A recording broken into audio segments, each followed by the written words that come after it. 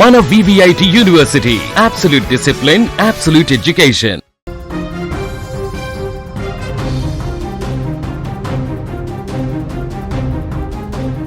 వైజాగ్కు చెందిన రాధా గాయత్రి మృతి కేసులో ఇప్పుడు సంచలన ట్విస్ట్ బయటకు వచ్చింది.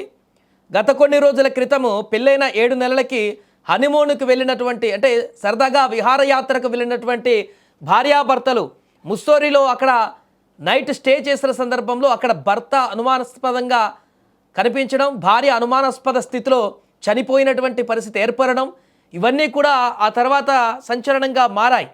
భర్త నాకేం తెలీదు, మార్నింగ్ లేచేసరికి అలా చనిపోయి ఉంది, పడిపోయి ఉంది అని చెప్పేసి మధ్యాహ్నం నైట్ తీసుకున్నామని రకరకాల మాటలు చెప్పిన తర్వాత తాజాగా ఈ కేసులో సంచలన విషయాలు బయటకు వచ్చాయి.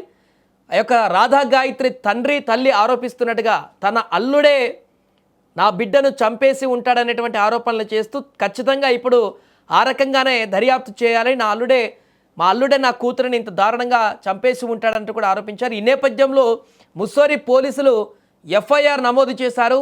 ఇతని మీద శ్రీచరణ్, ఎవరైతే ఈ రాధా గాయత్రి భర్త ఉన్నాడో శ్రీచరణ్ మీద FIR నమోదు చేశారు. సో ప్రస్తుతం వీరు పరారీలో ఉన్నట్టుగా తెలుస్తోంది.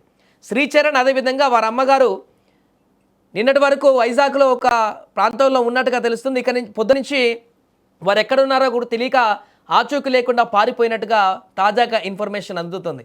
దీంతో ఈ కేసు కాస్త ఇప్పుడు సంచలనంగా మారింది. భార్యాభర్తలు ఉన్నారు, 7 నెలలు అవుతుంది వారికి పెళ్ళై. ఇద్దరు కూడా సాఫ్ట్వేర్ ఇంజనీర్లు, మంచి నెలకు జీతం సంపాదించేటువంటి ఉన్నతమైనటువంటి స్థితిలో ఉన్నారు. ఇలాంటి సందర్భంలో విహారయాత్రకని ముస్సోరికి వెళ్ళి అక్కడ నైట్ స్టే చేసేటువంటి రూమ్లో ఇద్దరు పడుకొని మార్నింగ్ లేచే వరకు భార్య ఒక్కతే అక్కడ వస్త్రాలు లేకుండా రక్తపు మడుగులో పడి చనిపోయినటువంటి అనుమానాస్పద స్థితిలో ఘటన అప్పుడు వైరల్గా మారింది. ఆ మొదటి రోజే అనుమానాలు వచ్చాయి. ఖచ్చితంగా ఆ స్టే రూమ్లోకి భర్త తప్ప ఇంకెవరు వచ్చేటువంటి అవకాశం లేదు, ఆమె ఆటోమేటిక్గా చనిపోయేటువంటి అనారోగ్య కారణాలతో కూడా లేదు, మరి ఎలా చనిపోయింది, ఇది ఖచ్చితంగా అనుమానాస్పద మృతి అని చెప్పేసి ఆ రోజే తల్లి కూడా మాట్లాడడం జరిగింది. ఆ రాధా గాయత్రి వాళ్ళ తల్లి నెక్స్ట్ డే మా అల్లుడి మీదనే అనుమానాలు ఉన్నాయి, అతనే ఏమైనా చేసి ఉంటాడంటూ కూడా చెప్పడం జరిగింది. ఇప్పుడు వారి తండ్రి కూడా అదే వర్షన్ని వినిపిస్తూ సీరియస్గా చెప్తూ ఖచ్చితంగా ఆ రకంగా దర్యాప్తు చేస్తే మరిన్ని వివరాలు వచ్చేటువంటి అవకాశం ఉందంటూ చెప్పారు. దానికి అనుగుణంగానే ముస్సోరిలో ఇప్పుడు తాజాగా కేసు నమోదైంది. వెంటనే ఈ విషయం తెలుసుకున్నారో లేదో కానీ ఇప్పుడు శ్రీచరణ్, రాధా గాయత్రి చనిపోయినటువంటి రాధా గాయత్రి భర్త, అదేవిధంగా రాధా గాయత్రి అత్త ఇద్దరు కూడా కనిపించకుండా పోయినట్టుగా తెలుస్తోంది.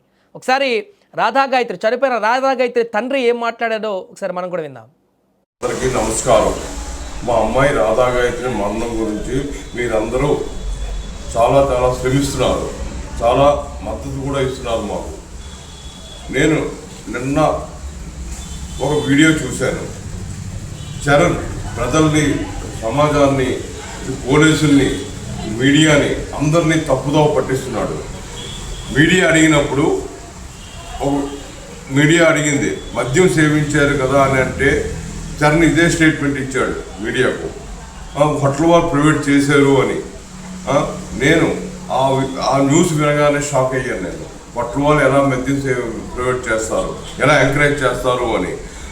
నేను ప్రజెంట్ అయితే మా అమ్మాయి కేసు విషయంలో మసూరిలోనే ఉన్నాను. నేను అప్పుడు మసూరి పోలీసులు పర్మిషన్ తీసుకుని నేను ఆ హోటల్కి ఫోన్ చేసి ఎంక్వైరీ చేయడం జరిగింది. వాళ్ళు ఇదే చెప్పారు నాకు, మేము ఎటువంటి మద్యం కానీ మారక ద్రవ్యాలు కానీ ఎటువంటి ఏవి సప్లై చేయము, లోపలికి ఎలా కూడా చేయమని చెప్పారు. నేను ఒక ఎక్స్ ఆర్మీని, నా ఒక దేశ సైన్యాన్ని నేను సేవ చేశాను. ఇటువంటి నాకే, నా కూతురికే రక్షణ లేకపోతే సామాన్య మానవునికి ఎటువంటి రక్షణ ఉంటుందో మీరే ఆలోచించి నాకు న్యాయం చేయాలని నేను కోరుకుంటున్నాను. ఇది తన తండ్రి చెప్తున్నటువంటి క్లియర్ పాయింట్స్. అక్కడ శ్రీచరణ్ తనకు తాను దొరికిపోయినట్టుగా కనపడుతుంది ఈ అంశంలో. మొదటి రోజు అక్కడ మాట్లాడుతూ నైట్ స్టే చేసాం, ఇద్దరం మద్యం సేవించాం, ఉదయం లేచేసరికి తను చనిపోయినటువంటి ఈ పరిస్థితుల్లో ఉంది అని చెప్పేసి ఇద్దరం కూడా తాగామని చెప్పారు. తల్లి ఆల్రెడీ చెప్పింది నెక్స్ట్ డేనే నా కూతురికి మద్యం సేవించేటువంటి అలవాటు లేదు అనేటువంటి అంశం తెరపైకి రావడంతో డౌట్ నెంబర్ 1 వచ్చింది. ఆ తర్వాత ఇప్పుడు తన తండ్రి చెప్పినట్టుగా ఆ హోటల్ని అడిగి చూస్తే అక్కడ అసలు ఆ హోటల్లో మద్యం లాంటిది అసలు అలో చేసేటువంటి ప్రసక్తే లేనటువంటి హోటల్లో వారు స్టే చేశారు. వాళ్ళు అలాంటి ఆప్షనే లేదని చెప్పేసి క్లియర్ కట్గా చెప్పారు. సో దీంతో రెండో పాయింట్లో కూడా దొరికిపోయాడు. దీంతో అనుమానాలు మరింతగా పెరిగిపోయాయి. అందుకే ఈ కేసులో ఖచ్చితంగా నాకు న్యాయం జరగాలి, ఆ వ్యక్తి ఏ రకంగా ఫైర్వేల్ చేసినా కూడా రాధా గాయత్రికి న్యాయం జరగాలి, నా బిడ్డను అంత దూరం తీసుకువెళ్ళి సాఫ్ట్వేర్ ఉద్యోగి ఉన్నత చదువులు చదివి మంచిగా ఉద్యోగం చేస్తూ ఉన్నత స్థానాలకు ఎదుగుతుందనుకున్నటువంటి తన కూతురు ఈరోజు లేదనేటువంటి బాధ తల్లిదండ్రులకు చాలా దిగ్భ్రాంతికి గురి చేస్తుంది. అంతేకాకుండా నమ్మినటువంటి ఒక వ్యక్తికే తను బాగా చూసుకుంటాడు, నా కూతురునిక నాకన్నా బాగా చూసుకుంటాడన్న తండ్రి నమ్మి ఒక వ్యక్తికి కట్టబెడితే అతనే కాలయముడుగా మారి ఇంత దారుణంగా మరి ఏం జరిగిందనే విషయం బయటికి రావాలి. ఇప్పుడు ఈ విచారణలో వీరు చెప్తున్న దాని ప్రకారం వాళ్ళే చంపేసినట్టు, అల్లుడే ఏదో చేసి ఉంటాడన్నట్టు కూడా రాధా గాయత్రి తండ్రి వాదిస్తున్నాడు కాబట్టి, ఆ రకంగా ఆరోపణలు చేస్తున్నాడు కాబట్టి మరి ఆ కోణంలో కూడా పోలీసులు సీరియస్గా విచారణ చేస్తే ఇప్పుడు ఫైల్ చేశారు కాబట్టి, హత్య కేసు నమోదు చేశారు కాబట్టి విచారణలో మరి శ్రీచరణే ఏమైనా చేశాడా లేకుంటే ఏం జరిగింది మృతికి సంబంధించినది బయటికి రానుంది.